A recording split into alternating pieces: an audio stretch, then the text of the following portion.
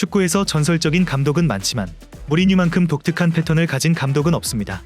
그는 한 팀을 맡으면 항상 두 번째 시즌에 절정의 경기력을 보여주며 우승 트로피를 들어올렸죠. 과연 무리뉴의 2년차 성공은 단순한 우연인지 아니면 그의 전술과 팀 운영 방식이 2년차에 정점을 찍도록 설계된 것인지 오늘 영상에서는 무리뉴의 2년차에 대해 자세히 알아보겠습니다. 그럼 지금 바로 시작합니다. 축구 감독이 새로운 팀을 맡으면 일반적으로 적응 기간이 필요하며 선수들과의 호흡을 맞추고 전술을 구축하여 팀의 스타일을 확립하는 데는 시간이 걸립니다. 하지만 무리뉴는 첫 시즌을 단순히 적응하는 단계에 두지 않고 첫 해부터 강한 임팩트를 남기며 조직력을 구축하고 그 과정에서 가장 효과적인 선수 조합과 전술을 찾아냅니다. 그리고 두 번째 시즌이 되면 무리뉴의 팀은 전술적으로 완성이 되면서 최상의 경기력으로 우승 트로피를 거머쥐는 적이 많았죠.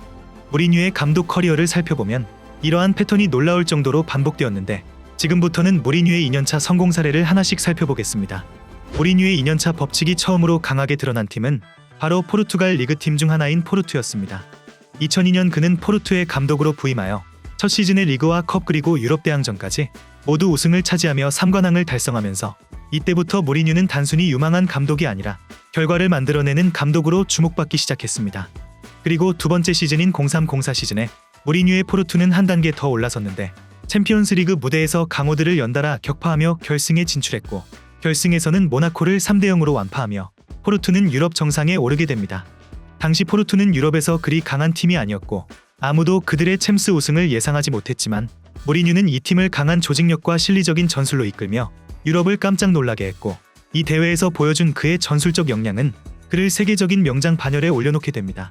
포르투에서 성공한 무리뉴는 곧바로 런던으로 향했는데 2004년 러시아의 부호 로마니 첼시를 인수하며 대대적인 투자를 본격적으로 시작하면서 그 프로젝트를 맡을 감독으로 무리뉴를 선택한 것이었죠.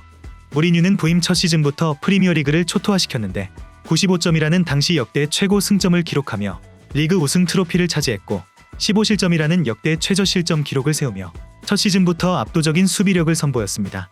리그에서 가장 강력한 공격과 가장 견고한 수비를 동시에 갖춘 팀이 탄생한 셈이었죠.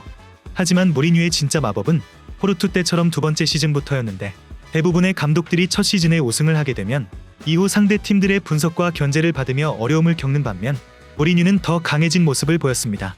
상대 팀들이 대비를 했음에도 불구하고 그의 팀은 더욱 단단해졌고 결국 첼시는 05-06 시즌에도 리그 우승을 차지하면서 첼시는 프리미어리그를 2년 동안 장악하였죠. 무리뉴가 첼시에 남긴 유산은 단순히 우승이 아니며 그는 당시 수비를 기반으로 한 실리 축구의 트렌드를 만들었고 이후 프리미어리그에서도 많은 팀들이 그의 전술을 참고하였죠. 그렇게 첼시에서 성공을 거둔 후에 2008년 무리뉴는 인테르의 감독이 되었는데 당시 인테르는 리그 내에서 강팀으로 꼽혔지만 유럽 무대에서는 항상 한계를 보이고 있는 팀이었습니다. 무리뉴도 첫 시즌에 리그 우승을 차지하면서 리그 내에서는 지배력을 유지했지만 챔피언스리그에서는 16강이라는 기대 이하의 성적을 거두며 팬들에게 비판을 받게 됩니다.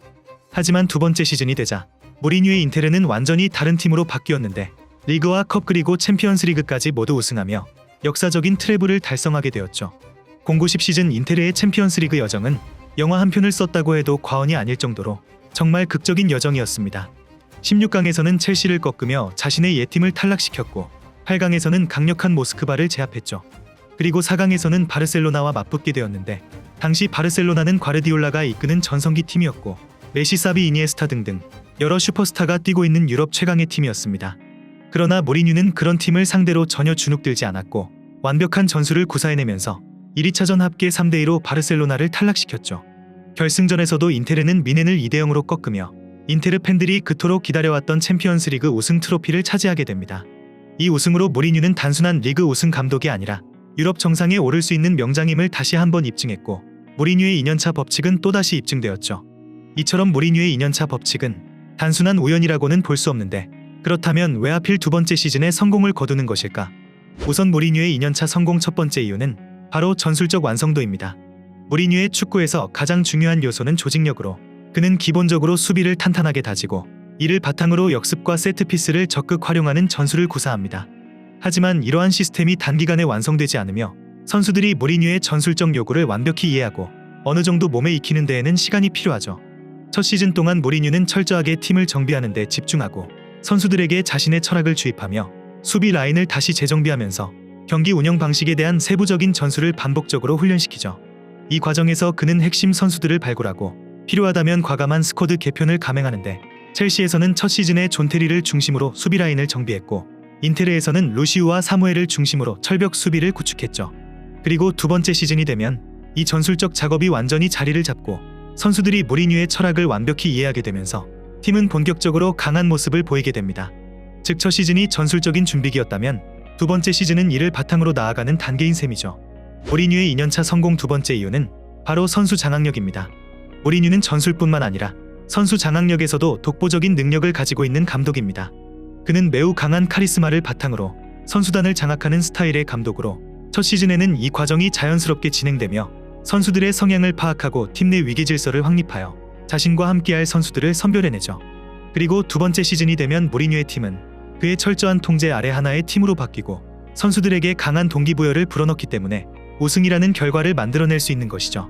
무리뉴의 2년차 성공 세 번째 이유는 바로 강한 멘탈과 심리전입니다. 무리뉴는 단순한 축구 감독이 아니며 그는 언론전과 심리전을 통해서 상대팀에 대한 압박을 활용하는 전략가이기도 합니다. 상대팀 감독과 언론을 활용하여 경기 외적인 부분에서도 심리적 우위를 점하여 상대팀이 긴장하고 흔들리도록 유도하곤 하죠. 이러한 심리전은 단순한 말싸움이 아니라 실제 경기력에도 영향을 미치며 상대팀이 긴장하고 압박을 느끼게 된다면 실수할 확률이 높아지고 경기 운영이 흔들리기 때문에 무리뉴는 이를 정확히 알고 활용하는 감독이죠. 그렇게 무리뉴는 2년차에 접어들 때마다 어느 팀에서든 좋은 결과를 만들어냈던 감독이었으나 최근에 그는 새로운 도전에 직면해 있습니다. 현대 축구가 빠르게 변하고 있고 과거의 방식만으로는 더 이상 정상에 오르기가 힘들어지면서 무리뉴의 감독 커리어도 점점 내리막을 걷고 있죠. 무리뉴의 축구는 강력한 수비 조직력과 실리적인 경기 운영을 바탕으로 하지만 최근 몇 년 동안 축구의 흐름이 빠르게 변화하면서 그의 전술이 점점 도태되고 있다는 평가가 많아진 상황입니다. 이 때문에 무리뉴의 축구는 구식이라는 평가를 받기도 하며 그가 맡았던 맨유와 토트넘에서도 그의 전술이 현대 축구에 적응하지 못하고 있다는 비판이 많았죠. 하지만 무리뉴는 단순히 수비적인 감독이 아니며 상대에 따라 유연하게 전술을 바꿀 줄 아는 감독으로 여전히 큰 경기에서 강한 모습을 보이고 있기에 그가 현대 축구의 흐름을 받아들이고 전술적인 변화를 준다면 여전히 경쟁력 있는 감독이 될 수 있을 것으로 보입니다. 이렇게 지금까지 무리뉴 2년차에 대해 자세히 알아보았는데, 무리뉴는 여전히 전술적 능력을 갖춘 명장이고 그의 카리스마는 여전하기 때문에 다시 빅클럽을 맡아 성공할 가능성은 여전히 열려있는데, 여러분들은 무리뉴가 다시 성공할 수 있다고 생각하시는지 아니면 이제 그의 시대는 끝났다고 생각하시는지 댓글로 많은 의견 남겨주시면 감사하겠습니다. 그럼 이번 영상은 여기서 마치며 지금까지 에띵이었습니다.